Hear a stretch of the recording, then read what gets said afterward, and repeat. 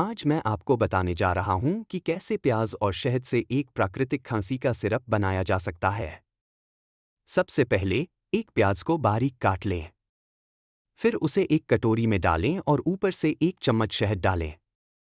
इसे अच्छे से मिलाएं और 2 से 3 घंटे के लिए छोड़ दें।